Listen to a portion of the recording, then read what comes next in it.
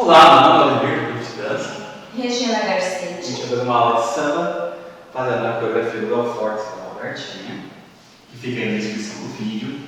E que movimento que a gente vai fazer agora? Vai fazer como se fosse um romário, nadando, um giro e balança com a corrente.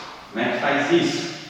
Aqui, estamos no gancho, leva a dama da direita para a esquerda do cavaleiro, interrompe o movimento dela. Não quer dizer interromper, segura. Chegou aqui, braço direito nas costas, mão esquerda lá, segurando a mão da dama, a mão esquerda da dama nas costas do cavaleiro também. A gente vai levar a dama girando para trás, gira para trás e na ida à frente a gente entra. A balança corre, bem simplesinho. Então, de novo, levou a dama para o lado, fez o giro, traz a dama e acabou. Ok?